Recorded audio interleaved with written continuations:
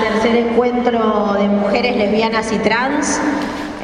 La verdad que estamos muy emocionadas, por lo menos todas las compañeras que hemos venido organizando en Tandil. Se palpita, estamos todavía mojadas y revolcadas de las gigantes olas verdes que hemos sabido producir en las calles. Por un lado, en este año, en el debate en diputados y en el debate en senadores, pero por supuesto las mujeres estamos en las calles en Argentina también. Desde el 3 de junio de 2015 veo compañeras de Ni Una Menos, así que vamos a empezar a agradecer la presencia de cada una de las localidades. Tenemos compañeras que están en la ruta todavía, van a seguir llegando y van a seguir sumándose.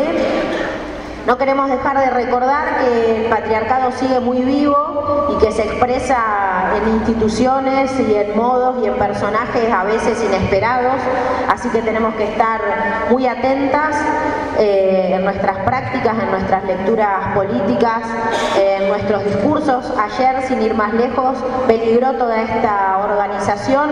Tuvimos un desencuentro fuerte con la gente de la jefatura distrital que nos avisó a las 6 de la tarde que desautorizaba el uso del espacio. Ganamos, compañeros.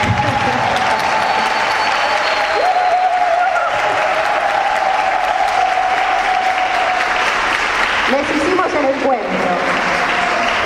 No tenemos, todas las que estamos acá somos compañeras que trabajamos, que llevamos adelante una casa, que sabemos lo que es reproducirnos y producir, y por supuesto sabemos muy bien de qué se trata la burocracia y de qué se tratan las cuestiones administrativas, así que porque no es el primer encuentro que organizamos, no es la primera marcha que organizamos, sabemos muy bien cuáles son las cartas que hay que escribir, por dónde queda mesa de entradas, a quién hay que pedirle la bajada de luz, el uso de espacio público, la autorización para hacer una marcha. Entonces con eso no nos pueden correr, eso estaba todo bien hecho. Apareció ayer a la mañana una carta firmada como organización Más Vida de Tandil, argumentando fuertemente o solicitando que no nos otorguen el uso de una escuela para debatir temas que tienen que ver, ellos dicen en la carta, con una cuestión ilegal como es el aborto en Argentina. Sabemos muy bien que el aborto en Argentina es legal por causales desde 1921, no nos van a correr ni por derecha, ni por izquierda, ni por una cuestión administrativa, ni negando que en realidad es una cuestión política. Así que tuvimos que hacer un forcejeo de 2 horas, por suerte y por experiencia, más que por suerte, en menos de media hora teníamos, me dijeron ayer que exageré, dije que éramos 300 afuera de la jefatura distrital, pero como era de noche, pero como cada una de nosotras somos muchas a la vez, digamos que éramos 300 haciéndole el aguante y que una vez más pudimos oponerle nuestra fuerza feminista al patriarcado.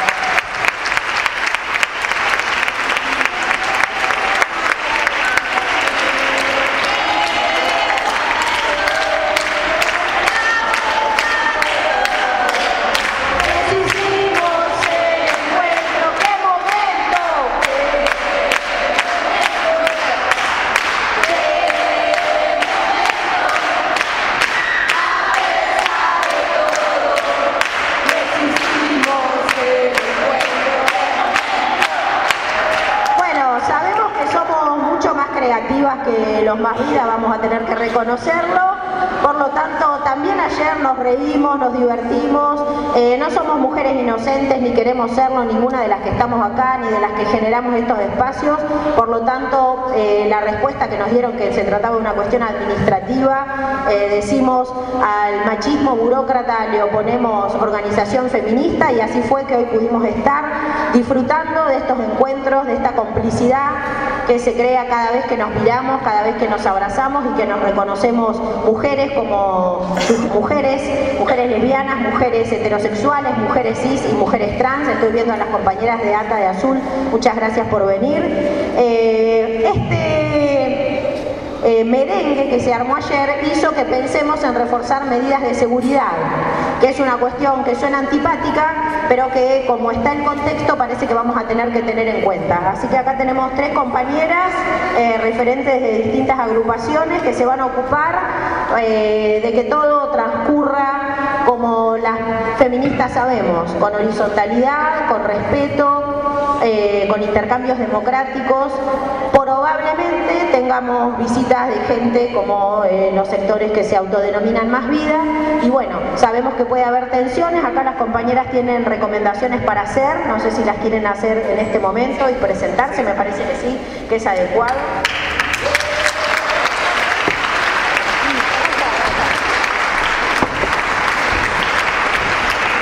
Bueno, compañeras, una alegría estar acá, todas las que somos. En realidad eso, recordar que estamos en un contexto complicado, que estos grupos pueden venir a provocar, tener en claro que está garantizada la seguridad y el cuidado de todas. Vamos a estar garantizando la puerta, el festival, la marcha. Nos identificamos con un pañuelo violeta en el brazo. Sí aclarar que si ven algo, que parece que puede llegar a generar disturbios, comunicarse con nosotras, no accionar individualmente. Nosotros estamos pensando todo el esquema de seguridad, estar tranquilas, disfrutar el encuentro, compartirnos, y bueno, eso. Ante cualquier cosa, el primer criterio es que hombres no entran al establecimiento. Si ven algo raro, se comunican directamente con nosotras. En los talleres también va a haber compañeras garantizando la seguridad. Así que bueno, a disfrutar el encuentro y a compartirnos.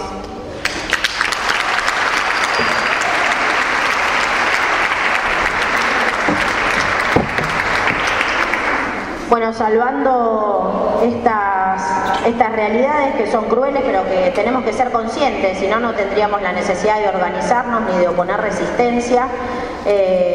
Las invitamos, por supuesto, a estar tranquilas y serenas. Venimos absolutamente organizadas y sabemos que contamos con buenas compañeras que están a cargo del cuidado. Hemos tenido muchas experiencias ya en estos encuentros, así que distiéndanse, esto es solo una alerta. Lo importante es que estos espacios nos siguen permitiendo, como mujeres, como lesbianas y trans, empezar a compartir nuestras vidas, y cuando decimos compartir nuestras vidas, levantar fuertemente y retomar y empezar a reflexionar sobre qué decimos cada vez que decimos que lo personal es político. Cada una de las cosas que nos atraviesan en nuestras experiencias vitales tienen que ver con un régimen sexogenérico que nos deja a las mujeres en desventaja, y esa desventaja a veces, como sabemos, es extrema, se manifiesta en violencia, se manifiesta en golpes, en asesinatos, en femicidios. Así que vamos a estar hablando de todos estos temas que nos preocupan, pero a la vez y con la alegría que nos caracteriza como movimiento y con la creatividad a la que recién hacíamos referencia, vamos también a estar pensando en qué cosas podemos proponer para mejorar o para empezar a pensar o para crear recién las condiciones para un mejor vivir, condiciones de posibilidades que nadie nos regala nada, y como decimos otras veces, nadie lo hará mejor y nadie lo va a hacer por nosotras, compañeras. Así que aprovechemos estos 2 días. Este encuentro se enmarca por supuesto, en el Encuentro Nacional de Mujeres que este año se va a realizar en Chubut. Muchas de nosotras vamos a participar, pero sabemos que también, porque es lejos, por el contexto económico, muchas no pueden participar, y también esta es una posibilidad que hemos pensado, ya este es el 3er año, de emular la dinámica del Encuentro Nacional de Mujeres. Por eso vamos a estar funcionando en talleres. Si bien los encuentros nacionales ya a esta altura creo que tenemos más de 90 talleres para elegir, nosotras con la comisión organizadora hemos pensado en 8 temas que nos atraviesan. Estos temas que van a empezar a funcionar los talleres a las 15, quizás vamos a retrasar todo un poquito, media hora, pero la idea es funcionar de 15 a 17:30 en talleres simultáneos. Esos talleres los encuentran en el cronograma que les dimos en la inscripción a cada una, y son feminismos y territorio como protagonismo comunitario, jóvenes sujetas emergentes en la resistencia del patriarcado. Acá la verdad es que quisiera pedir un aplauso a las compañeras más jóvenes que se están asomando y están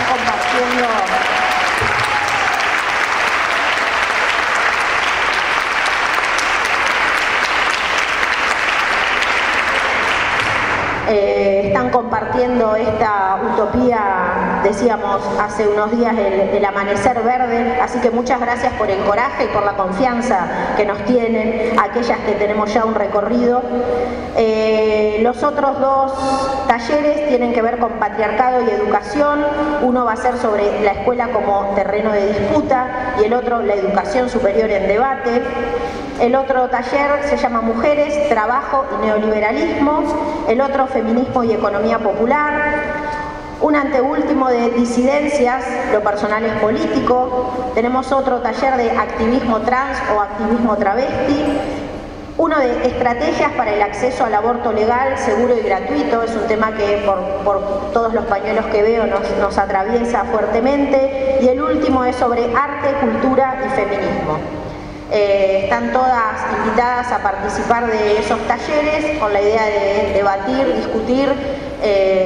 Como decimos siempre, el feminismo es una práctica de horizontalidad, así que la invitación es a escucharnos con respeto y a respetar los tiempos, que por ahí a veces son cortos. Vamos a seguir hoy a la tarde, después de los talleres, con un panel central que se llama Feminización de la Resistencia, donde van a estar presentes María Julia Liosov, Chachi Milazzo y Karina Beatriz Toranzo Rodríguez. Y mañana vamos a seguir desde las 10 de la mañana con talleres, vamos a escribir las conclusiones de los talleres. Me salté el día de hoy el almuerzo, pero bueno, no nos vamos a olvidar de comer seguramente. Mañana a las 15 va a haber un panel central que se llama Feminismos en Diálogo, donde vamos a estar compartiendo el espacio Imei Ramos, Claudia Corol, Saya, que es una, que no sé el apellido, una compañera de acá de Tandil, muy joven, y yo que soy Gisela Gianberardino. Vamos a tener a las 17:30 la lectura de las conclusiones de los talleres, a las 18 una marcha y a las 22 vamos a cerrar con el Festival Libres y Furiosas en el Centro Cultural La Vía, que es un centro cultural de acá de Tandil muy activo y muy comprometido, sobre todo con el tema de niñeces y juventudes. Y vamos a dar inicio al primer panel. El primer panel se llama Aborto Legal, Educación Sexual para Descubrir, Anticonceptivos para Disfrutar y Aborto Legal para Decidir. Así que les voy a pedir un aplauso para las compañeras que voy a presentar ahora.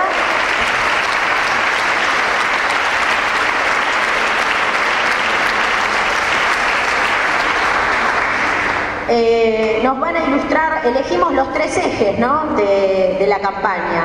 Aborto legal, educación sexual y anticonceptivos son las tareas que nos damos como campaña permanentemente, monitorear política pública, y como por el momento no es ley y es lucha, una de las luchas es monitorear estas tres políticas.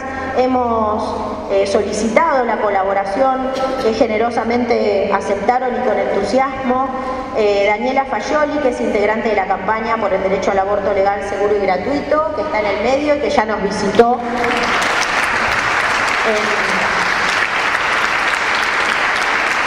en ocasión de la Cátedra Libre, nos estuvo visitando junto a Zulema Porta con una exposición impresionante, de clara y de esperanzadora también. Nos está acompañando Analía Bruno, también reconocida de la Red de Profesionales por el Derecho a Decidir y de Pañuelos de Rebeldía. Y Agustina Cepeda, que es docente e investigadora de la Universidad de Mar del Plata, que trabaja en el grupo de estudios sobre familia, género y subjetividades de la Facultad de Humanidades. Y que es docente de Educación Sexual Integral en institutos de formación docente de Mar del Plata. También nos ha visitado en ocasiones de encuentros más académicos en la ciudad de Tandil. Nosotras, como campaña nacional por el derecho al aborto legal, seguro y gratuito de la ciudad de Tandil, nos permitimos también estar presentes en esta mesa y queríamos hacer un aporte. Hace más o menos 15 días, dentro de esa comisión que se llama Paneles y Talleres, porque este encuentro tiene muchas comisiones, por eso va a salir espectacular, nos propusimos, o mejor dicho, desde la campaña, propusimos hacer un aporte que tiene que ver con empezar a saber cómo está el tema del protocolo de interrupción legal del embarazo en nuestra provincia. Por eso hacemos encuentros territoriales. Sabemos que las mujeres presentes hoy lo han seguramente debatido y que están en condiciones de informar en qué situación se encuentran los diferentes municipios y localidades de la región. Así que lo primero que hacemos es, ahora vamos a presentar algunos datos muy brevemente, pero lo que queremos hacer es una invitación a todas las mujeres que están presentes y que sepan algo de cómo está funcionando o cómo está no funcionando, que es lo más probable, en cada una de sus localidades, la situación de una mujer que va a pedir una interrupción de su embarazo y que está encausada dentro de aquello que llamamos abortos no punibles. Repetimos, y nosotras las que estamos acá seguramente lo sabemos, en Argentina el aborto por causales existe desde 1921. Entonces cuando nos dicen el aborto no es legal en Argentina, tenemos que rebatirle con información y con la verdad. Y la verdad, en esta parte, muchas veces está dentro de la norma jurídica, otras no. Y la norma jurídica dice que desde 1921 las mujeres en Argentina podemos interrumpir embarazos si se enmarca dentro de 3 causales. Brevemente vamos a decir que en el territorio nacional y provincial, en este año, en 2018, solo 10 jurisdicciones han adherido a este protocolo nacional. El protocolo nacional surge en 2012 y algunas provincias adhieren y otras no. Decíamos que en 2018 solo 10 jurisdicciones han adherido al protocolo nacional o cuentan con protocolos que se ajustan a otros criterios y son Chaco, Chubut, Jujuy, La Rioja, Misiones, Santa Cruz, Santa Fe, Tierra del Fuego, Entre Ríos y la Ciudad Autónoma de Buenos Aires, y otras 6 provincias tienen protocolos con requisitos que dificultan y complican el acceso a servicios seguros. Es el caso también de nuestra provincia. ¿Qué pasó en la provincia de Buenos Aires? En octubre del 2016, en ese momento ministra de Salud de la provincia, Zulma Ortiz, adhiere a este protocolo, pero en el mismo mes, 2 semanas después, el 31 de octubre de 2016, la gobernadora Vidal deja sin efecto la adhesión al protocolo para la atención de abortos no punibles. Esto lo que hace es confundir, más que nada. ¿Por qué? Porque además esta última negación a aprobar la ley que tuvo el Senado lo que hace es darnos miedo, porque empieza a circular un discurso en la cual no queda claro si las mujeres tenemos el derecho a interrumpir un embarazo o no. Lo que hicimos para poder dar cuenta de las dinámicas reales en el territorio bonaerense fue enviar a 15 localidades algunas preguntas que nos respondieron muy gentilmente, y las preguntas eran: ¿hay objetores en la composición del servicio de tocoginecología del hospital de tu localidad? ¿Existe un registro de objetores de conciencia en el hospital de tu localidad? ¿Y cuántas ILES, así se llaman, interrupciones legales del embarazo, se han registrado en el último año? Como muestreo les presentamos datos de las respuestas que tuvimos, que son 11 ciudades. Las ciudades que nos respondieron son ciudades que nos quedan cerca, son realidades muy vecinas y son Rauch, Bahía Blanca, Azul, Olavarría, Tandil, Mar de Ajó, González Chávez, Necochea, Las Flores, Mar del Plata y Benito Juárez. De estas ciudades, todos los servicios de tocoginecología de los hospitales tienen objetores de conciencia entre sus profesionales. En algunas ciudades, la totalidad de los profesionales son objetores de conciencia. Eso quiere decir que se niegan a cumplir la ley vigente. Ser objetor de conciencia es tener la posibilidad de decir: no te voy a interrumpir el embarazo por más que esté dentro de las 3 causales que sí contempla la ley. Por eso decimos los que están fuera de la ley son ellos. El protocolo a nivel nacional lo que contempla para las mujeres que vayan a solicitar una interrupción a un hospital público es que haya un listado oficial de objetores de conciencia. Lo que nos encontramos es que todos son objetores de conciencia, pero que no existen los listados oficiales. Y en relación a la cantidad, coincidentemente con estas, bueno, voy a decir que de todas estas ciudades que nombré, los servicios de tocoginecología tienen objetores de conciencia entre sus profesionales, pero solo 2, Tandil y Azul, cuentan con un registro oficial, como exige la reglamentación de los protocolos. Por otra parte, en Tandil, seguramente hay compañeras presentes, tenemos una consejería pre y posaborto que ha ido funcionando intermitentemente, que este año podemos decir está funcionando. Allá hay una compañera que después nos va a aclarar las situaciones. Y en relación a la cantidad de interrupciones legales del embarazo, coincidentemente son estas 2 localidades las que han podido ofrecer números de prácticas de ILE, Tandil y Azul.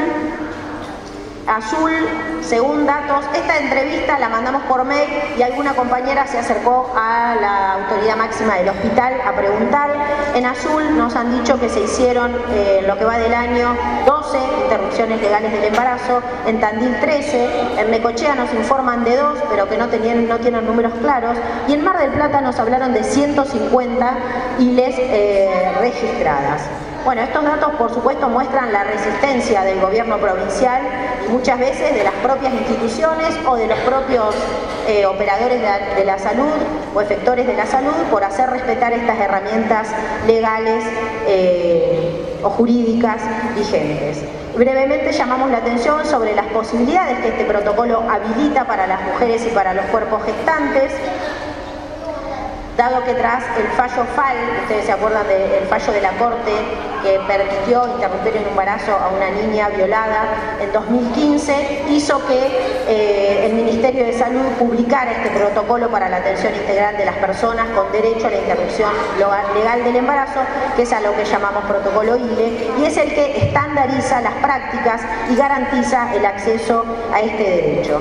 Bueno, la provincia de Buenos Aires evidentemente tiene más de una deuda con la democracia. Le hemos pedido ya hemos denunciado varias deudas con la democracia.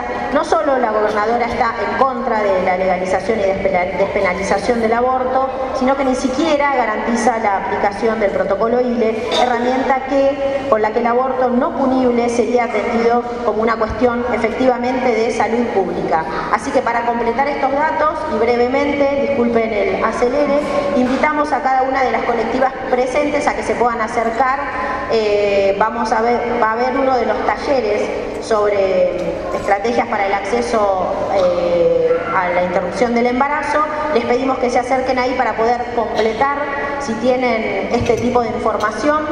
Nadie hace los monitoreos, bueno, tenemos observatorios que funcionan, pero como organizaciones de la sociedad civil, como mujeres, como feministas, necesitamos tener en claro estos datos y bueno, este es nuestro aporte para construir un acercamiento diagnóstico y la idea, por supuesto, no es hablar entre nosotras, sino que de ese acercamiento diagnóstico que podamos formular o diseñar entre hoy y mañana, podamos sacar un documento para exigirle al Ministerio de Salud y a la provincia que aplique los protocolos ILE en los espacios de salud pública. Bueno, damos con muchas gracias.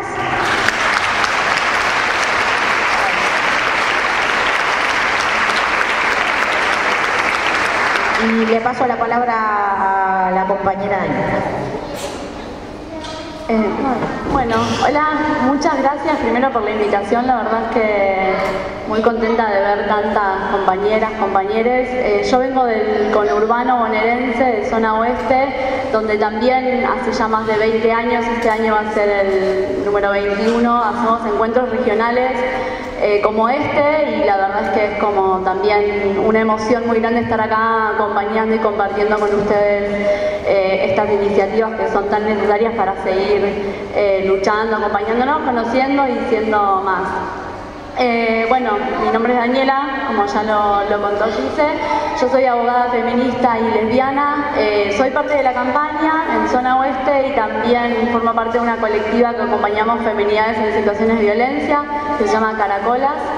La idea un poco de la intervención era compartir, digo, no hacer quizás algo muy largo, sino compartir un poco y pensar cómo se fue entrelazando las distintas estrategias para llegar a hoy, a cómo estamos, y en función de eso es como que dividí en tres etapas como históricas, un poco lo que pasaba antes del fallo FAL, lo que pasó después y lo que está pasando ahora después de la presentación del proyecto y la media sanción y lo que pasó el 8. La idea es pensar, digo, desde mi rol también de activista del derecho, pensar cómo se fueron entrelazando las estrategias, porque la realidad es, digo, que la acumulación y lo que salió después del 8 y de todo este movimiento es producto de una lucha histórica de hace muchísimos años, no solo por el aborto legal, sino por un montón de derechos, y bueno, ahí me interesaba pensar cuáles fueron las estrategias quizás legislativas de derecho, incluso judiciales, y cómo se fueron relacionando esas estrategias, como también otras en relación a la comunicación, digamos, y a muchos sectores que intervinieron y que logramos hacer una intervención transversal, de hecho metiéndonos dentro del Congreso, interpelando a las diputadas y a los diputados. Un poco para empezar, esta etapa que nos marca antes del fallo FAL, que fue en el 2012, que es como contaba Gise, que es muy importante porque pasa a reconocer al aborto no punible, como se llamaba en ese momento, porque solamente era una acción no penada por el Código Penal, por lo tanto permitida por el Código Penal y por el poder hegemónico, más no era considerada como un derecho humano, ¿no? Más allá de estar incluida en muchos otros países en tratados internacionales, y eso es un poco el puntapié del fallo FAL. Pero antes me interesaba como poder reconocer que sí hemos tenido a lo largo de la historia y antes del fallo FAL varias oportunidades, incluso que se fueron plasmando en leyes, que también movieron a gran parte de la sociedad a reclamar por una legislación que plasmara nuestros derechos. Y también estrategias a nivel internacional, como por ejemplo la plataforma de acción de Beijing en el 95, donde empezamos un poco después de la reforma constitucional del 94, donde logramos incorporar los tratados de derechos humanos dentro de nuestra constitución. En Beijing en el 95 también fue muy importante porque se empiezan a reconocer normativamente los derechos sexuales y reproductivos y los derechos de las mujeres también, ¿no? Igualmente este plano todavía bastante acotados a las identidades disidentes, que bueno, hoy también digamos, tenemos mucho más representación y estamos mucho más activas. También a lo largo de estos años hubieron un montón de leyes, como por ejemplo la creación del programa de salud sexual y reproductiva en el 2002, la ley de derechos del paciente en el 2009, la ley de identidad de género, que también fue una lucha activa de gran parte de la población en el 2012, la ley de educación sexual integral en el 2006, la ley de matrimonio igualitario en el 2010, con lo cual venimos también de luchas y de reconocimientos de derechos incluso antes del fallo FAL. También hubieron, en esos momentos reconocíamos como profesionales, digamos, también de la salud, Anita un poco lo va a contar, muchos obstáculos, no solo de hecho en cuanto al acceso, sino también de derecho, esto de la incertidumbre y el no cumplimiento de lo que ya estaba en el Código Penal desde 1921, que era la posibilidad de interrumpir el embarazo en las tres causales, cuando hay riesgo en la salud, riesgo en la vida o en casos de violación. La realidad es que las interpretaciones estaban libradas a el poder hegemónico del Poder Judicial y de los jueces, porque los médicos no hacían otra cosa que denunciar y dejar que el Poder Judicial, ¿no?, decida, por miedo también, ¿no?, a ser perseguidos y violando el secreto profesional y violando la confidencialidad, ¿no?, más allá de que nuestra legislación, nuestra jurisprudencia, quiere decir que había ya varios casos desde 1966 y luego en el 2010 que establecían que era mucho más importante el derecho a la salud y a la vida de las mujeres que el poder del Estado de perseguir a esas personas por un supuesto delito. Con lo cual eso estaba claro, pero sin embargo ese gris, digamos, en cuanto a las prácticas, a la falta de un protocolo que estandarice prácticas y que elimine la discriminación entre territorios y también entre personas de distintas clases, ¿no? Todavía esto faltaba y habían obstáculos de hecho y también habían obstáculos de derecho en el acceso. A la vez también internacionalmente muchas de las compañeras abogadas, activistas, feministas también estaban internacionalmente luchando por el avance de los derechos humanos a nivel internacional, y esto fue clave en el litigio de dos casos muy conocidos donde el Estado tuvo responsabilidad internacional, que es el caso de Ana María Acevedo de Santa Fe y el caso del MR de la provincia de Buenos Aires. Que fueron también donde empezamos a ver un poco cómo hacer para desde el lugar estratégico de litigio poder incidir y avanzar en cuanto a derechos, más allá de que por ser también activista, militante feminista, también consideramos que la calle, los territorios, los barrios son lugares fundamentales para disputar y seguir avanzando, ¿no? Pero este plano del derecho y las estrategias también hoy vemos que fue muy importante, y lo digo porque hoy también se vuelve a abrir una pregunta que es ¿qué va a pasar? Si vamos a necesitar incidir nuevamente en el plano de la justicia o no, como estrategia, ¿no? ¿Qué vamos a hacer? ¿Vamos a pensar en amparos colectivos cuando les nieguen el acceso a las personas a la interrupción del embarazo? ¿Cuál va a ser la mejor estrategia? Otra de las cuestiones antes de fallo FAL fue muy importante la aparición de las consejerías y la creación de las consejerías de reducción de riesgos y daños, donde cobra un lugar central del derecho a la información y a partir de ahí poder acompañar a las personas que desean interrumpir el embarazo. Y hay muchas experiencias en zona oeste, en Morón, por ejemplo, hay una experiencia muy interesante, después Anita yo creo que va a compartir un poco más.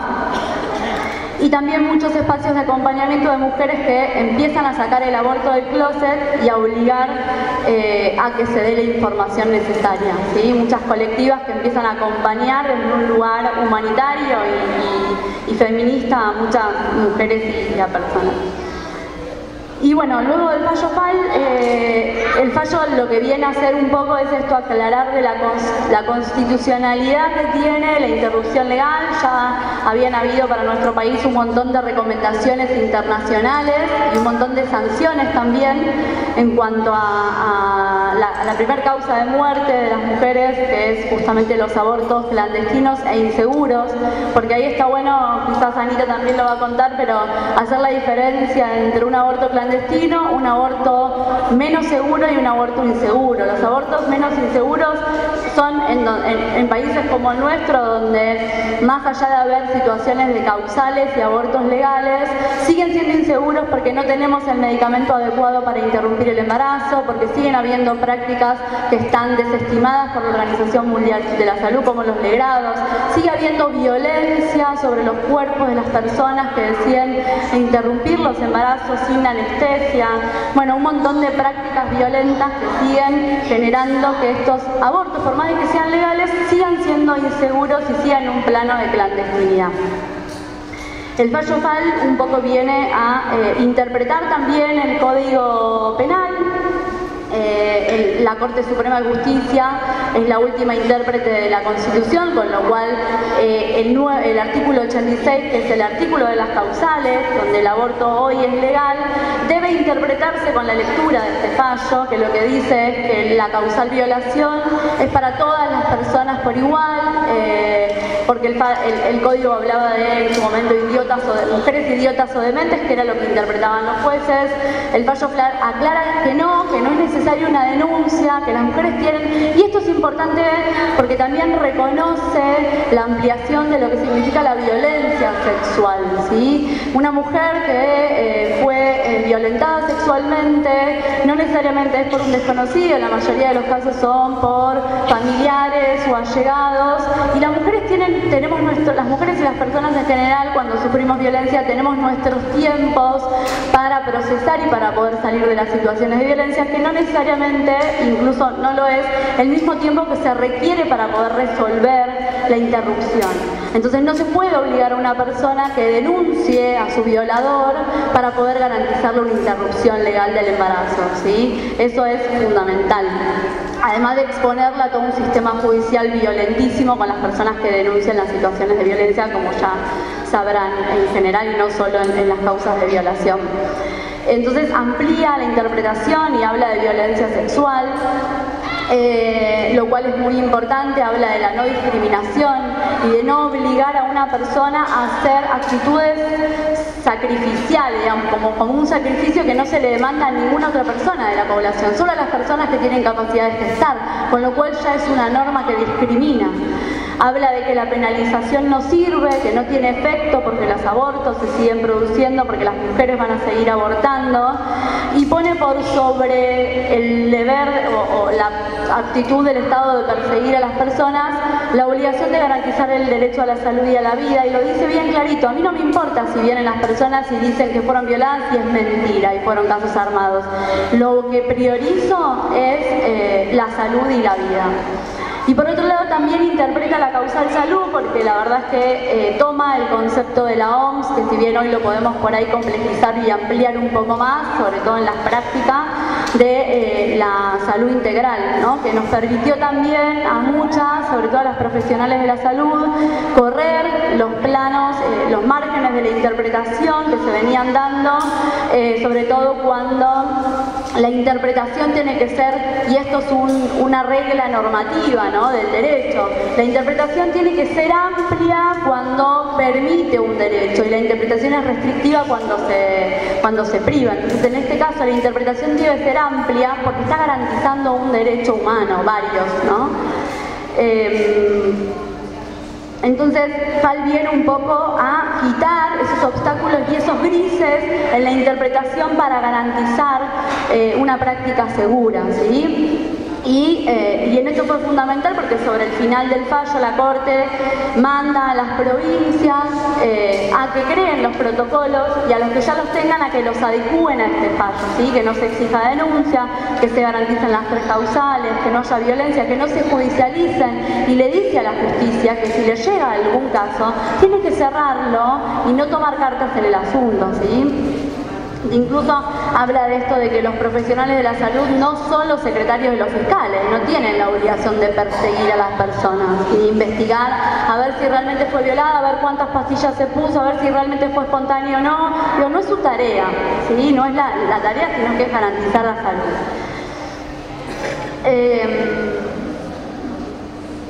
Después también, luego del fallo FAL, vimos el avance de los antiderechos en los procesos judiciales. También se han metido a intervenir como abogados de algunas familias en algunos procesos, como por ejemplo en el caso de Belén.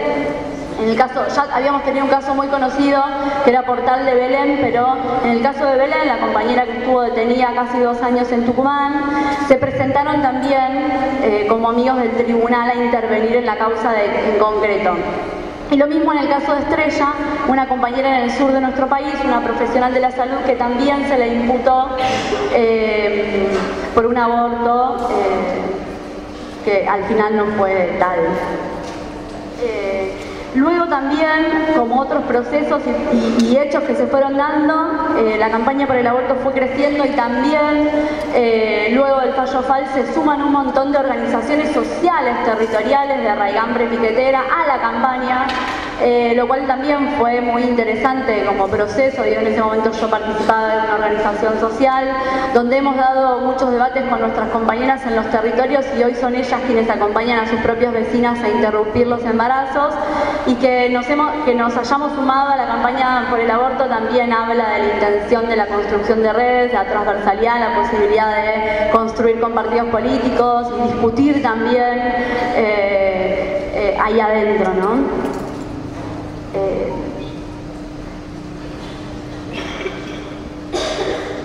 Y bueno, después también como acciones de la campaña, digo, más allá de las acciones de cabildeo, fue fundamental la creación de las redes, tanto de la red de profesionales para el derecho a decidir, como la red de docentes.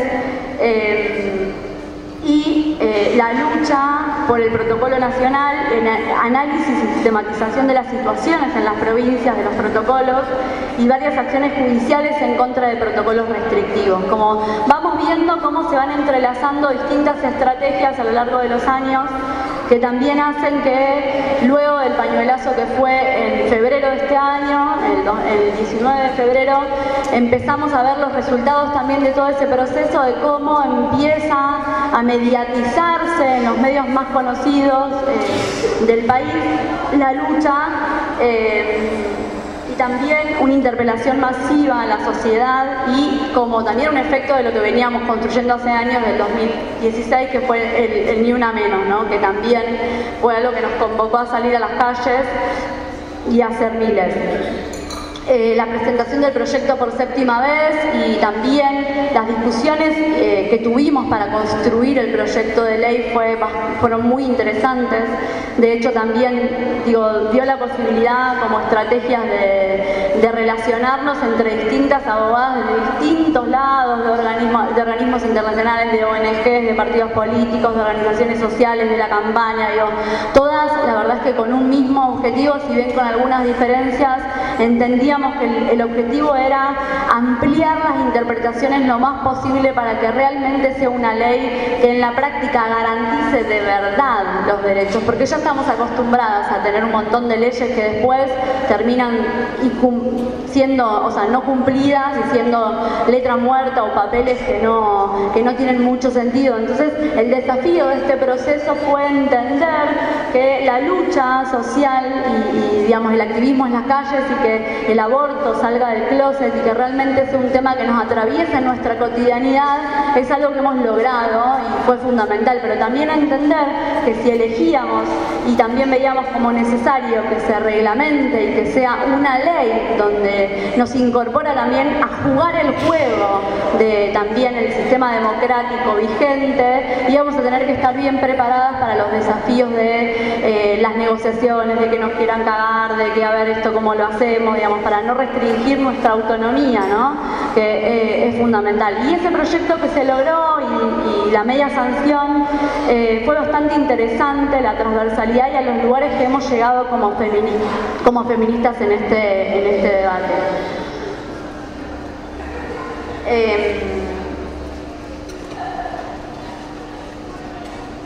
Logramos que el aborto sea parte de nuestras cotidianidades, que sea parte de nuestras relaciones vinculares, que esté en la mesa de familia, en la escuela, en el trabajo, en la verdulería, en todos lados.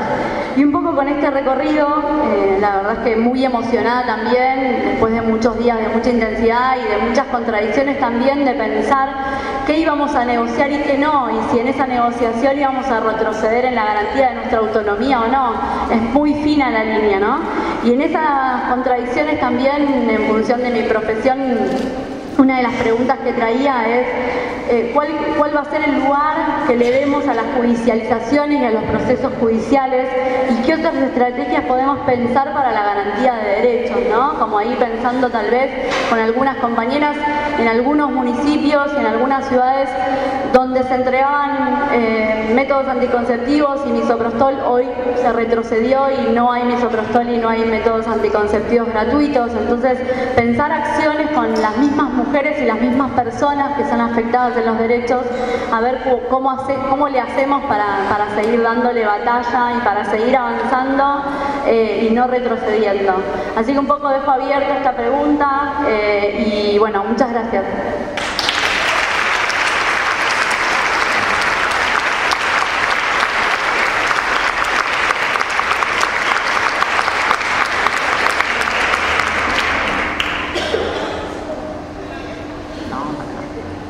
Bueno, buenos días. Bueno, también sumarme a la emoción enorme de poder estar compartiendo este encuentro regional y porque participo en los encuentros nacionales de mujeres desde hace muchos años y son fundamentales, digamos, en todo esto que estuvo relatando Dani y todo lo que nos queda por construir para adelante. esto, el encontrarnos, el seguir construyendo colectivamente, seguir construyendo desde esta praxis feminista que nos permite el mirarnos y ya confiar en la compañera aunque no la conozcamos, ¿no? En estos espacios de transversalidad, horizontalidad y bueno, y de ahí surgimos todas, digamos. La campaña nacional por el derecho al aborto surge de los encuentros nacionales de mujeres y a partir de, digamos, de la articulación enorme de organizaciones que podían tener muchas diferencias en otros planos, sabíamos que nos aunaba y nos sigue aunando la lucha por el aborto legal, seguro y gratuito y bueno, surge de estos encuentros. Así que a seguir multiplicándolos y a seguir generando, más allá de los nacionales, los regionales, como tradición, va a ser que lo que ya estamos convencidas, ¿no? Que sea imparable esta marea feminista, verde, violeta, multicolor. Bueno, yo, como habían dicho antes, soy parte de la campaña y de Pañuelos en Rebeldía, y dentro de la campaña nacional por el derecho al aborto, una de tantas compañeras y compañeros que impulsamos la red de profesionales de la salud por el derecho a decidir. Me voy a sacar esto porque al final después no leo nada y veo mal. Así. Bueno, la red de profesionales de la salud por el derecho a decidir se enmarca, y un poco antes hablábamos con Dani, un poco con todo esto que ella contó del recorrido legislativo y el avance en la normativa, el fallo FAL y todo. Decíamos, bueno, por ahí es mucho mejor que vos empieces, porque es como que el recorrido de la red de profesionales se enmarca mucho en todo esto que ella contó, ¿no? Esto que nos ha pasado antes de ser red, antes de fallo FAL, en muchos espacios del país, de manera a veces solitaria, a veces muy para adentro, clandestinamente, porque esto es así, digamos, a pesar de estar trabajando en el sistema de salud, allá por el año 2005, 2006, cuando empezaba la campaña nacional por el derecho al aborto y habíamos profesionales de la salud que estábamos en esos lugares de atención y decíamos, bueno, a ver, a este problema no se le puede cerrar la puerta, no podemos decirle, bueno, acá no te puedo ayudar, sino al contrario, hay que abrir la puerta, hay que escuchar, hay que tener empatía, entender cuál es la realidad de esa mujer. Muchas de las profesionales de la salud que después nos agrupamos en la red, teníamos esta perspectiva de atención, este convencimiento de que de otra manera no podía ser nuestra práctica cotidiana en la atención de las personas. Dábamos información, esto que Dani contaba, ¿no? Esta estrategia de la reducción de riesgos y daños, esto de las consejerías pre y posaborto, este recorrido maravilloso, digamos, que nos abría como la puerta a decir, bueno, esa mujer, esa persona que está solicitando, digamos, información, que está solicitando que se la escuche, está solicitando que pueda atravesar esa interrupción del embarazo sin tener miedo a morirse, digamos, ¿no? De estar como cercana a alguien que escuche todos esos miedos, esos temores, esas necesidades, esas culpas, ¿no?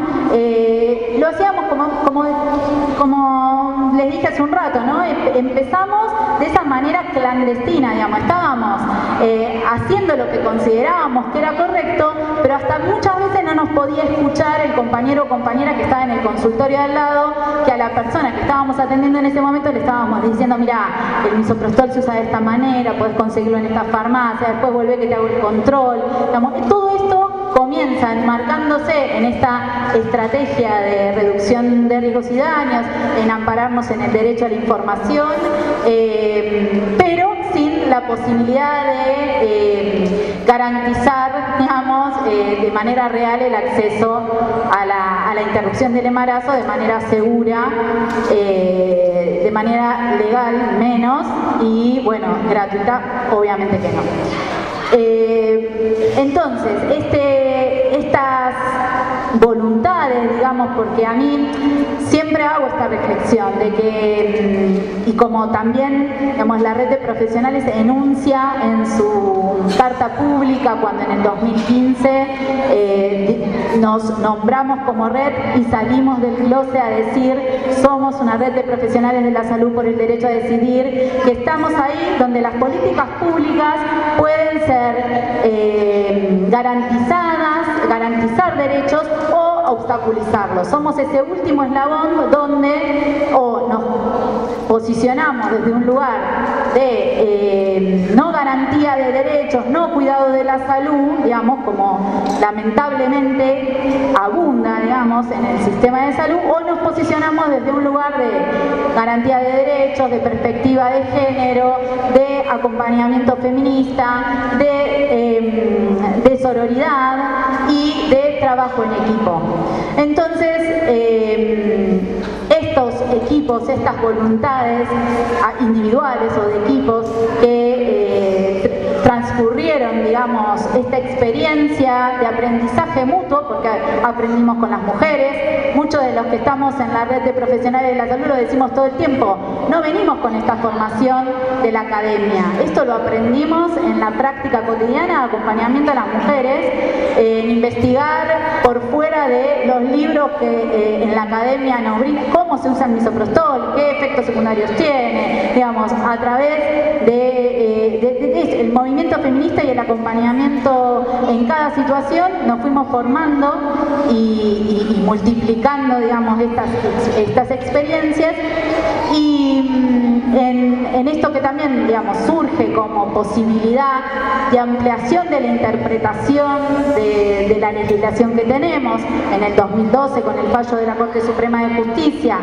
con la elaboración del protocolo de interrupción, del protocolo para, siempre lo quiero decir bien, pero es el protocolo de interrupción legal del embarazo, pero esto de que empezamos a nombrar en el protocolo de manera diferenciada, y que es importante decirlo, ya no hablamos de aborto no punible, sino que en el protocolo hablamos de personas con derecho a la interrupción legal del embarazo. Este cambio en el sentido nos habilita digamos, a estas personas que veníamos con esta intencionalidad y esta, digamos, esta certeza de que esta era la manera de ejercer nuestras profesiones, a abrir la posibilidad de juego y a interpretar esa legislación no en contra de las personas, las mujeres, o sea, las personas con capacidad de gestar, sino al revés, a favor, digamos, como poniendo el derecho del lado, y que nuestra interpretación, porque en definitiva somos los profesionales quienes interpretamos y decidimos, ¿no? Esto que apuntábamos con la ley de aborto legal, el aborto voluntario, es quitar, digamos, y aumentar la autonomía de las mujeres, pero bueno, en este momento, con esta legislación, la que venimos, digamos, laburando de esta manera, quedan los profesionales la interpretación de las causales, lamentablemente, ¿no? Pero bueno, somos bastantes en la red en este momento, estamos superando las 1000 personas que componen la red en casi todo el país, con una mirada amplia de esta legislación que tenemos y con una interpretación, como decía Dani, desde la salud integral. Entonces, por ahí como contar, porque la verdad que yo puedo transmitir un poco de la red de profesionales de experiencia a nivel nacional, pero me queda como grande, porque la verdad hay una heterogeneidad bastante difícil de poder transmitir en relación a cómo son los diversos territorios y qué es lo que podemos hacer y qué no podemos hacer, ¿no? O sea, yo vengo de Ciudad de Buenos Aires y puedo como transmitir la experiencia de ese territorio porque es la que transito todos los días, digamos, y es tan grande la heterogeneidad que se presenta en otros territorios que es muy difícil poder abarcarla y transmitirles a todos ustedes qué es lo que pasa en el resto del país. Pero bueno, en Ciudad de Buenos Aires, en este recorrido, digamos, que les contaba de la conformación de la red y de conformaciones no solamente de la red nacional, sino de la red local, que vino digamos, fortaleciéndose desde antes de, digamos, el fallo FAL, que íbamos ahí como encontrándonos y viendo, bueno, vos estás trabajando como yo, y eso que era informal y que nos iba encontrando y reconociendo en prácticas con esta perspectiva, llegamos en 2014 a poder organizarnos de tal manera, sobre todo en el sector de atención primaria de la salud de la Ciudad de Buenos Aires, para solicitar de manera colectiva de 15 centros de salud de la Ciudad de Buenos Aires el misoprostol, digamos, tener el misoprostol, contar con el misoprostol en el primer nivel de atención. Lo justificamos desde el lugar que la mayoría de las situaciones del primer trimestre pueden resolverse de manera ambulatoria, que el primer nivel de atención tiene esa posibilidad de cercanía, de estar dentro de los territorios, de conocer, digamos, las dinámicas del territorio que el centro de salud está, y digamos, argumentando también de que habíamos tenido consultas de situaciones que se enmarcaban perfectamente en las causales vigentes y que no teníamos el insumo necesario para dar respuesta y acceso al derecho a las interrupciones legales del embarazo.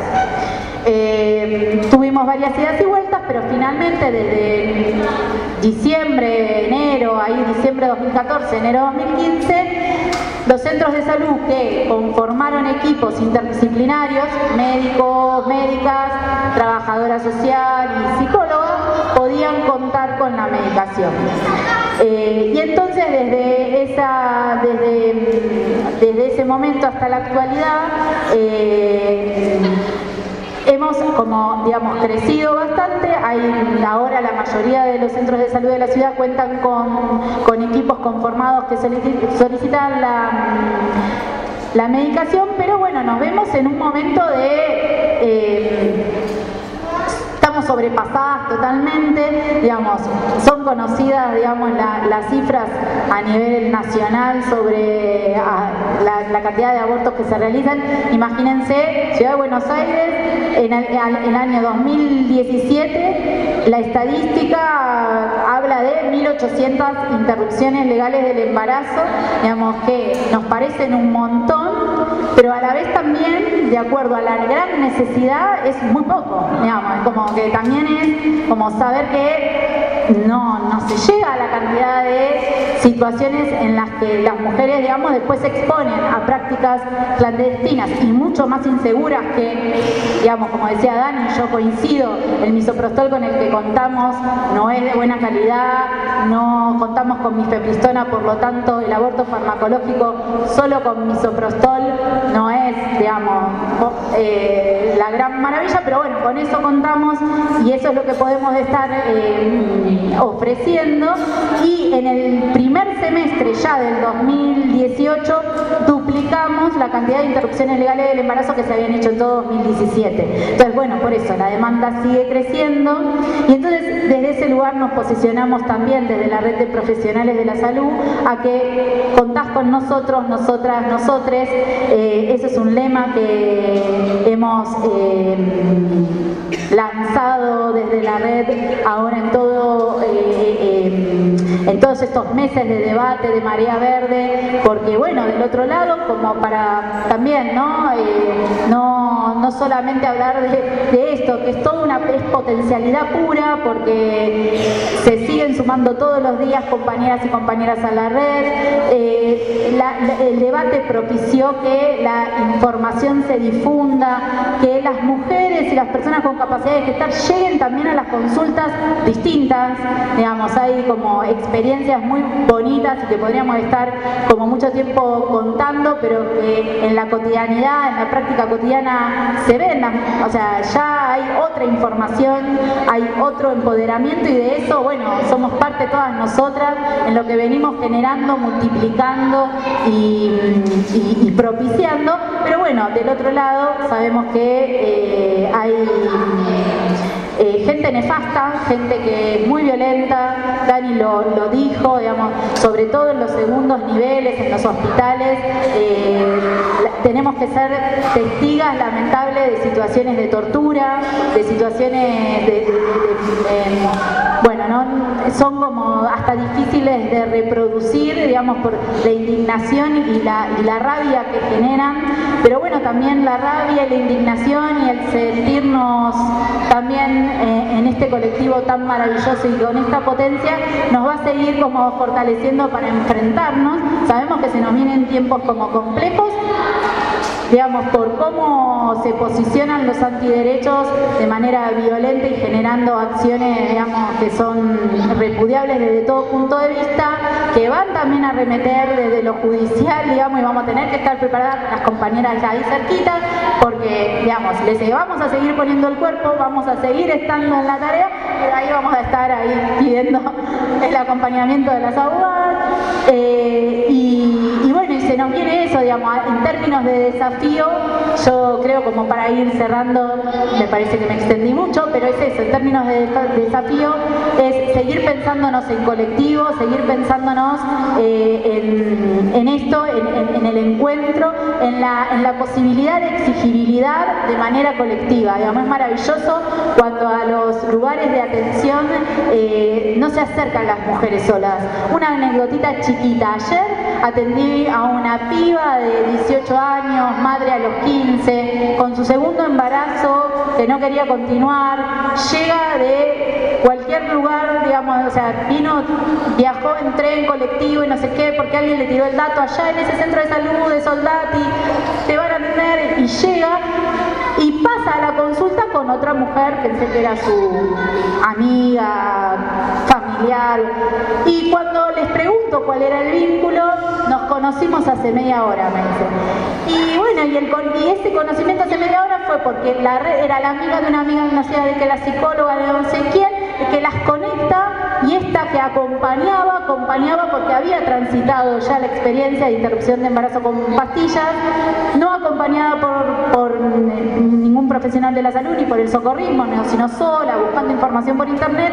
Dice, yo no quiero que le pase a las pibas lo mismo y estoy acá acompañándola, y hasta le ofrecía irse a su casa para hacer el tratamiento de su casa, y se habían conocido hace media hora. Esa potencia la tenemos, digamos, yo soy de las optimistas, soy de la que tira para adelante. Sabemos que el contexto es difícil y aparte, como decía Dani también, un contexto de ajuste que hace que no accedamos a los anticonceptivos de la misma manera que veníamos accediendo, que hay recorte en todos lados. Entonces, bueno, es complejo, pero no imposible, y para las feministas no hay nada imposible, así que a seguir encontrándonos y construyendo de la manera que sabemos.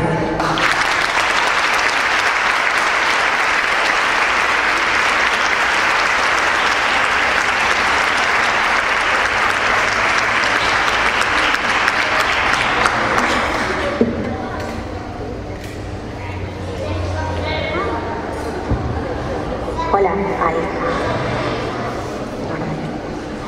Bueno, muy contenta de estar en el encuentro, es mi primer encuentro regional. Yo sí soy de la provincia de Buenos Aires porque soy de Mar del Plata, así que soy como prima hermana. Yo soy Agustina, soy capacitadora de ESI desde el año 2003, antes de que la ESI fuera ESI, y después me fui infiltrando en los espacios de capacitación, para los cuales, con esta carita de historiadora feminista, fui zafando durante un tiempo hasta que me descubrieron.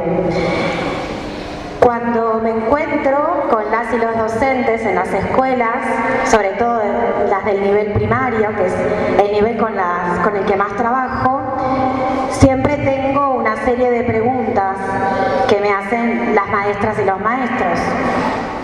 ¿Qué es lo que vamos a dar en ESI? Como si fuese un territorio incógnito. La segunda es casi una afirmación. Ya sabemos lo que hay que hacer en ESI, que es incorporar contenidos. Incorporamos a las mujeres, ¿no es cierto? Esa es la segunda gran afirmación. La tercera, que es la que más me enoja como gente del área de las ciencias sociales, es bueno, que vengan los especialistas y los expertos a la escuela y hacemos la clase de las toallitas y con eso cumplimos con el proyecto institucional. Hay otra que la tengo también, que la veo venir, sobre todo que es del nivel inicial, que es nosotras damos eso. No es ESI, les digo yo, es eso que es ESI. Y ahí empezamos el diálogo. Yo siempre me pregunto cómo hacemos entonces para cuestionar ese modelo genitalista que todavía está instalado en las escuelas de todos los niveles, incluso en los institutos de formación docente, que es donde yo trabajo, y ni que hablar en la universidad, donde todavía no tenemos curricularmente obligatoria la ESI para quienes vamos a ser profesoras y profesores de las escuelas y de los institutos. Yo me pregunto entonces cómo vamos a hacer para realizar la revolución epistemológica que supone la ESI, que no es incorporar contenidos, sino que es pensar de otro modo, imaginar de otro modo, crear de otro modo para poder cuestionar al sistema dominante en términos de sexo y género. ¿Dónde están las ciencias sociales en este sentido para aportar a esta revuelta epistemológica? Entonces, yo les voy a contar un cuentito dedicado a los 38, que tiene que ver con mi propia trayectoria y que tiene que ver con cómo las ciencias sociales aportan a la ESI y aportaron específicamente al debate sobre la despenalización y legalización del aborto, y vamos a seguir aportando. Y con la pregunta de dónde está la ESI, que si quieren la podemos hacer tipo coro. En el año 2003, cuando yo tenía 24 años, aborté. En ese momento no circulaban los protocolos sobre el uso del misoprostol ni sobre el aborto medicamentoso con pastillas. Un amigo que era médico investigó el protocolo por internet en la clínica porque no tenía internet en su casa y fue el que me ayudó. Salió todo bien. No volví a pensar en el tema, tampoco lo comenté con mucha gente más allá de los íntimos. No hice de esa experiencia de aborto un relato, ni siquiera una narración para compartir. En ese momento yo no había entendido la consigna del feminismo de que lo personal es político. En ese momento yo era una niña, un poco más joven, que ya participaba de las actividades y de las investigaciones de un grupo de género, pero no había entendido que lo personal es político. Mi aborto era en ese entonces una circunstancia de una universitaria clase media que lo había podido solucionar, que tenía acompañamiento de las copadas de sus hermanas, de su mamá, de su pareja en cuestión, besito que ya no estamos, en ese entonces. No había pensado en nada más que en resolver mi situación. En el año 2007 ingresé al CONICET y mi tema de investigación inicial eran las políticas de sexualidad en la Argentina en el proceso de transición democrática. La propuesta era enorme, estaba mal planteada, había que reducir la escala de análisis. Yo tenía a un director y una directora que me bombardeaban y me decían: achicá el tema y que no se note que haces cosas de género, porque todavía no estamos en una agenda que pueda pensar que la academia te va a pagar a vos de Mar del Plata para hacer una historia del aborto. Entonces, en el marco de esa preocupación por cómo achicar mi tema de investigación, que tenía como objetivo preguntarse sobre la díada, sexualidad y reproducción en el marco del periodo del terrorismo de Estado y las primeras experiencias del gobierno democrático de los años 80 y 90, las políticas públicas sobre el aborto estaban dentro de los posibles recortes temáticos, pero no me convencía del todo porque tenía la certeza de que no tiene ninguna certeza de nada, de que no tenía nada para aportar al debate sobre el aborto, yo que había abortado hacía 4 años. No era un tema relevante de investigación para mí, ni tampoco era un tema que se me habilitara en el ámbito de la academia. Una colega, abogada, del doctorado en Ciencias Sociales en Capital Federal, un día me lleva a la Biblioteca del Congreso, donde yo hacía mi trabajo de archivo con revistas periódicas. Los historiadores hacemos cosas un poco desagradables, que es estar mucho tiempo en la biblioteca con papeles que huelen mal, y después desarrollamos una serie de alergias que nos acompañan durante toda la trayectoria académica. En esa biblioteca, mi compañera me enseña a buscar los fallos judiciales de las Supremas Cortes de Justicia provinciales. Me los enseña a buscar por temas. Un poco por casualidad, me encuentro un fallo que después fue una historia, que después fueron años de investigación sobre la justicia penal, las mujeres y el aborto. El fallo que encontré era del año 1954. Dos mujeres en la ciudad de Buenos Aires, y me acuerdo sus nombres, Catalina y Teotina, una de ellas era partera, son acusadas ambas de aborto, y las dos juntas desarrollan una estrategia con sus abogados defensores para zafar de la punición del delito, que es decir que no se podía comprobar científicamente el estado de embarazo. Como no había EVA-test en 1954, a ver quién decía que la pobre Catalina había estado embarazada. Como no había forma de configurar el delito, ese fallo judicial prospera como tentativa imposible de aborto. Una de las estrategias que las mujeres hemos utilizado para cuando vienen y nos dicen, ¿usted estuvo embarazada? Demuéstrelo si no tiene un EVA-test a mano, está hasta las manos, y así es como zafaron mis dos primeras mujeres que conocí por procesos judiciales de la ciudad de Buenos Aires. La tentativa de aborto entonces eran las maniobras que se describían y que estaban comprobadas sobre el cuerpo de la mujer, no eran punibles. En esa historia, en esas dos mujeres que lograban burlar la ley, encontré, después de mucho tiempo, una pregunta de investigación. ¿Cuál es el sentido de prohibir una práctica que no se castiga? ¿Por qué es en el terreno del derecho penal que se resuelve o se pretende resolver la prohibición del aborto? Estuve más de 6 años en la biblioteca de los archivos de los departamentos judiciales de la provincia de Buenos Aires, y aquella pregunta en torno a la prohibición encontró al menos dos respuestas. La primera respuesta tiene que ver con algo que ya señalaron las chicas, con la ineficacia del derecho penal para punir el aborto. En Argentina es más fácil prohibir una interrupción de la gestación por el fuero civil que por el fuero penal. En los años 80 y 90 encontré en mi trabajo de archivo obstáculos desde la justicia civil para habilitar la interrupción de los abortos legales en caso de riesgo de vida de la madre, en caso de violación o en situaciones de malformaciones fetales. Esas mujeres que portaban embarazos que atentaban contra su salud integral no encontraron allanado en los caminos de la interrupción legal tal como la ley lo estipula. Muy por el contrario, las intervenciones de los operadores jurídicos, como asesores de menores, jueces, médicos, trabajadoras sociales y psicólogos, defendieron la premisa que escuchamos hasta el hartazgo estos días de la vida desde la concepción sin más. En el fuero penal, la eficacia punitiva es a través del control social informal, como nos enseñó Elena Larraude, es decir, el estigma del proceso, las indagatorias, las pericias, los testigos, la exposición de la vida privada bajo las rejillas morales de la justicia y especialmente a través del terror de la clandestinidad. Defender la vida como bien jurídico desde el derecho penal bajo la prohibición del aborto es un fracaso, una política criminal violenta hacia las mujeres. Mis investigaciones se enmarcaron en el medio del siglo pasado, casi 50 años de historia argentina, desde un caso del interior de la provincia de Buenos Aires, Mar del Plata, donde las mujeres acusadas por el aborto fueron sometidas a largos e intimidatorios procesos penales, pero casi nunca, solo raras excepciones, cumplieron condena en la cárcel. ¿Cuál es el sentido de prohibir una práctica desde un fuero que tiene la cárcel y el encierro como medida disciplinatoria y no se castiga? Y acá viene mi segunda respuesta.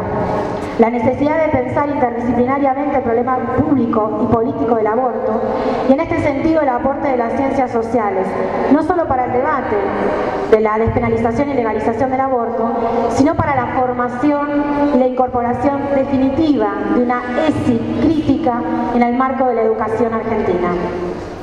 Quiero compartir algunos de los aportes que nos sirvieron para poder pensar tanto la interrupción voluntaria de la gestación desde múltiples dimensiones como la necesidad de la incorporación de la ESI, que está atada a la consigna de la despenalización.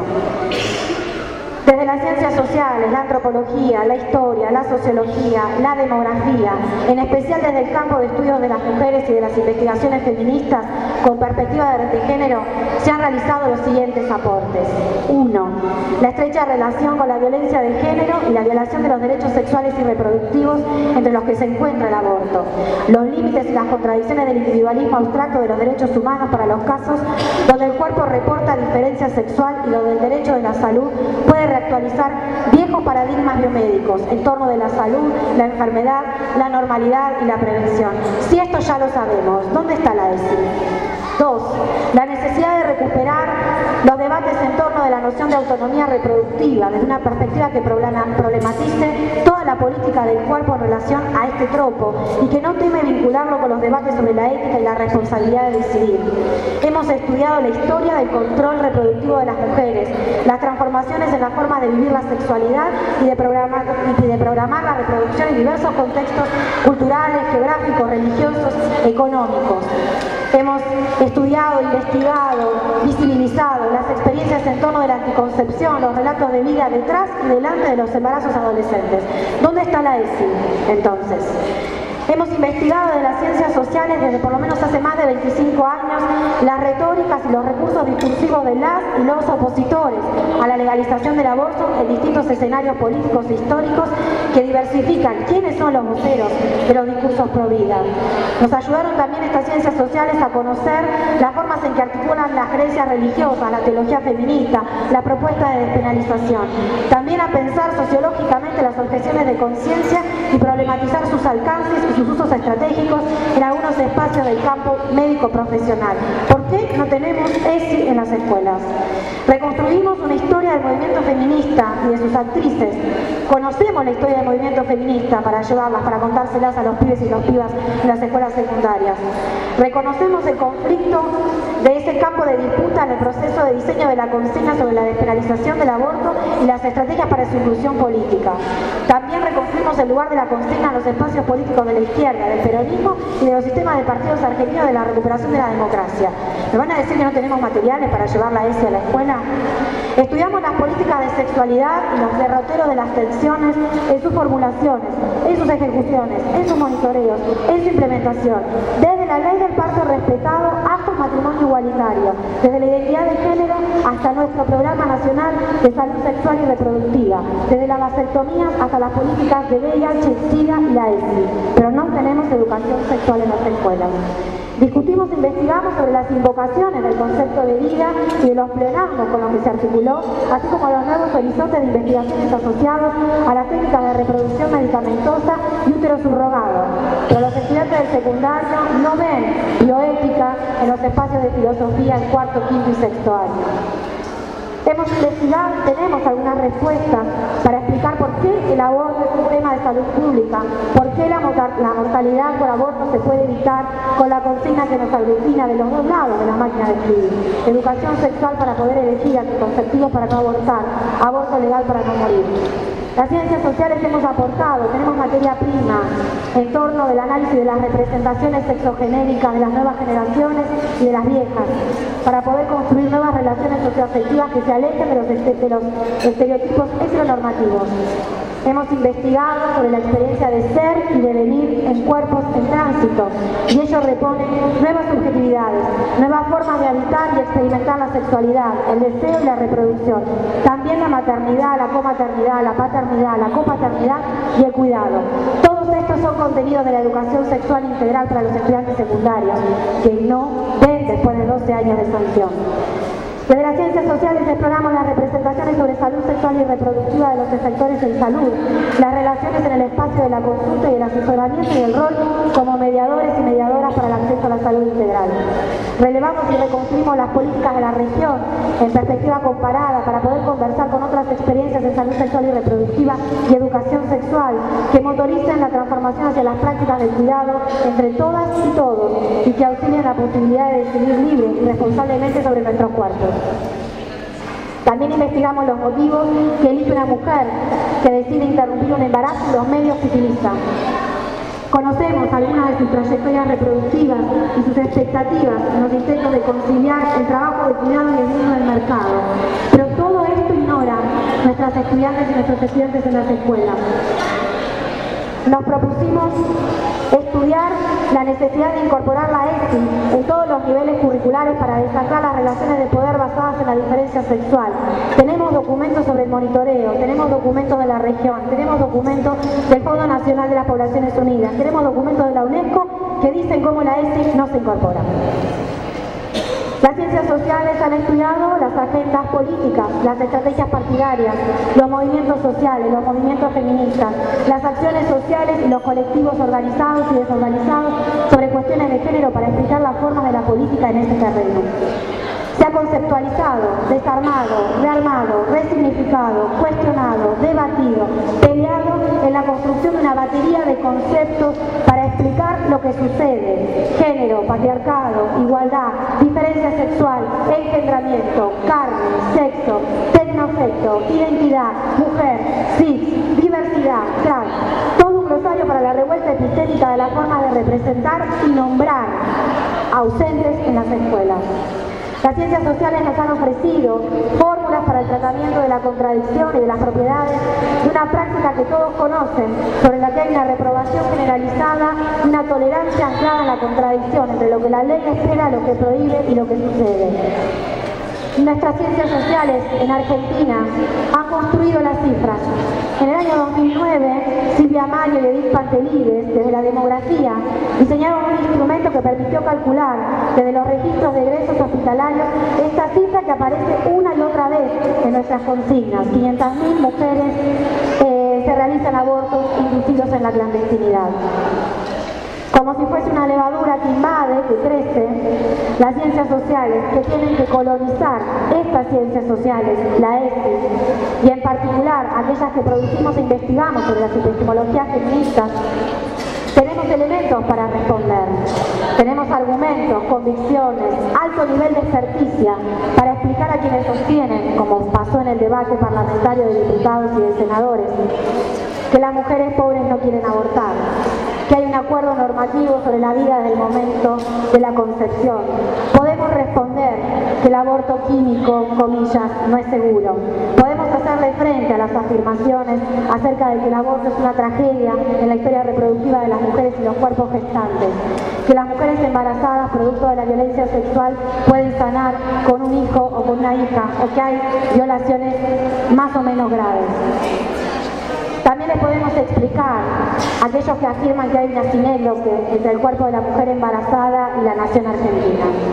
Especialmente las ciencias sociales, mi versión de las ciencias sociales, me permiten aquí ser autoetnográfica, recuperar una posición de oposición y cuestionar mi subalternidad como mujer, y con mi experiencia de aborto decir en voz alta que aprendí que lo personal es político.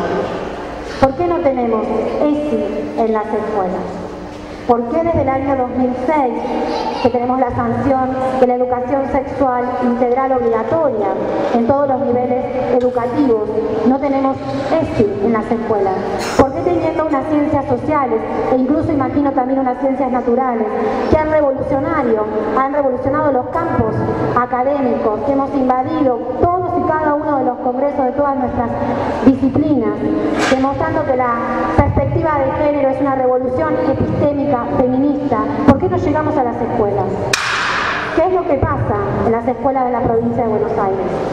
Nosotras tenemos un diseño curricular que nos aglutina en la provincia de Buenos Aires, que es el que fue sancionado en el año 2007, que daba un espacio reducido a la perspectiva de género, pero que nos daba un montón de ventanillas legales para que incorporáramos la perspectiva. ¿Por qué no fue incorporada la perspectiva feminista? ¿Por qué no hay ESI en las escuelas? Y no hay ESI en las escuelas para nosotras que trabajamos en la capacitación, en Mar del Plata en particular, y que hemos hecho un relevamiento, hemos estudiado qué es lo que pasa con las escuelas de nuestra región. No hay ESI porque no hay ESI en la formación de los formadores, porque la antesala de la ESI no es llegar con la incorporación de contenidos al aula, sino que es incorporar la perspectiva de género en la formación de formadores, es decir, en nuestros terciarios y en nuestras universidades. Por eso no podemos pedirles o pasarles facturas a los maestros y los maestros que están en el nivel inicial y que lo que nosotras encontramos es que trabajan los contenidos de ESI de nivel inicial. ¿Cuáles son los contenidos de ESI de nivel inicial? cuerpo, saber nombrar las partes del cuerpo con las categorías que corresponden, reconocer las partes del cuerpo, trabajar sobre la diferencia sexual y trabajar sobre los derechos sexuales y reproductivos anclados en el paradigma de los derechos humanos. Lo que hace falta, por ejemplo, en el nivel inicial de nuestras escuelas provinciales es la capacidad de conceptualizar esas experiencias y esa praxis docente que las docentes tienen. ¿Se comprende? ¿Qué es lo que pasa en la educación primaria con la educación sexual integral? La educación sexual integral en la primaria debiera estar tramada con los contenidos. No tenemos que tener un taller de ESI, no tenemos que tener un encuentro esporádico de ESI. Tenemos que tener contenidos curriculares que dependen del diseño curricular que estén atravesados por la perspectiva de género. Esta perspectiva de género que tenemos, que está publicada, que circula, que tenemos feministas académicas que pueden ir, que pueden asesorar, que pueden acompañar. No necesitamos que vengan los médicos y las médicas a las escuelas a dar la clase de educación sexual integral. Necesitamos ser las maestras y los maestros los que tengamos perspectiva teórica, feminista, para abordar desde los contenidos de los pueblos precolombinos hasta la diferencia entre el campo y la ciudad, que son contenidos de la educación primaria. ¿Qué es lo que pasa en la escuela secundaria de nuestra provincia de Buenos Aires? La total ausencia en la nominación de la ESI. Si nuestros chicos y nuestras chicas de las escuelas secundarias tomaran el toro por las astas y leyeran los lineamientos curriculares de la educación secundaria en educación sexual, o leyeran los cuadernos de la ESI para la educación secundaria, ellos y ellas mismas descubrirían que tienen contenidos como aborto, puerperio, parto, identidad de género, que tienen como tema derechos sexuales y reproductivos, que tienen como tema discutir en términos bioéticos el principio de la vida del momento de la concepción, que aborto es un contenido que está en la ESI, que está en la ley, que está escrito y que sancionaron sin querer algunos de los 38. Cuando nosotras en Mar del Plata teníamos que dar educación sexual en la municipalidad, en la Secretaría de Educación de la municipalidad, había cierto escozor porque vinieran las chicas de género, que era el nombre que tenemos, y que tenían miedo que era lo que íbamos a decir. Entonces nuestra estrategia fue, ustedes saben que los pueblos chicos son pequeños infiernos, aparecer cual vírgenes Marías en las capacitaciones, y nuestros temas de capacitación eran temas que nadie imaginaba que ahí había nada peligroso. Uno de los temas sobre los que capacitábamos era sobre los pueblos precolombinos. Terminábamos hablando del feminismo Abya-Yala y nunca se dieron cuenta. Cuando teníamos que ir a capacitar sobre ciencias sociales y género, nos decían que teníamos que hablar sobre la familia.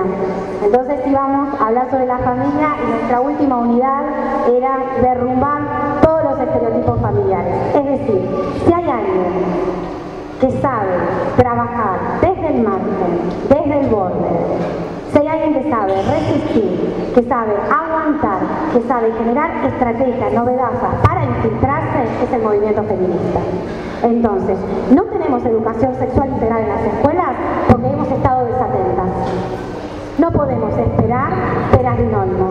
Somos nosotras las que tenemos que insistir en que nuestras maestras y nuestros maestros adhieran a esta revuelta epistémica y que los chicos entiendan que el binarismo sexual es una invención y que las láminas del Ministerio de los Cuerpos de los Hombres y de las Mujeres las podemos puñar.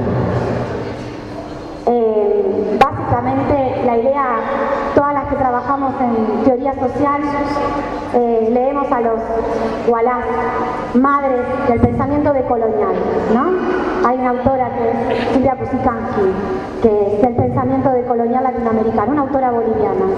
Y ella y otros tantos plantea que los colonizadores, cuando llegaron al territorio nuevo, empezaron a nombrar las cosas como si nada de lo que existiera estuviera nombrado.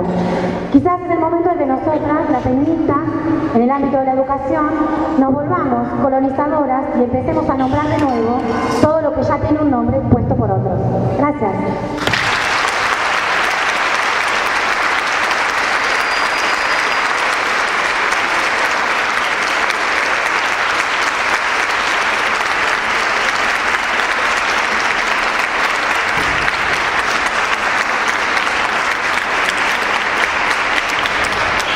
Bueno, muchísimas gracias a Analía, a Daniela y a Agus, que realmente nos, vamos a decir, iluminaron. Nos dejan seguramente pensando con muchos ecos y sobre todo nos dejan información de varios ejes. Uno es qué mal estamos, el otro eje es cuánto pudimos hacer y cuánto vamos a seguir haciendo. Y creo que este encuentro es también una evidencia de cuántas ganas tenemos. Y voy a cerrar con lo que siempre venimos proponiendo, por lo menos en las plazas en Tandil. Nadie lo hará mejor y nadie lo hará por nosotras. Y nos vamos a comer. Muchas gracias, compañeras. Seguimos en el tercer encuentro nacional de mujeres lesbianas y trans.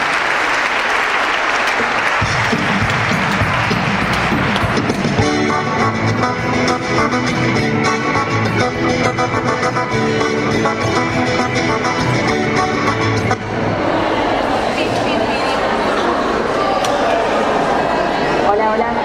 Compañeras, hay una cantina, hay un piso que hicieron las compañeras que está a 20 pesos el menú, así que la que quiera, que no haya previsto algo para comer y que se quiera quedar, están en la cocina en la entrada de la escuela.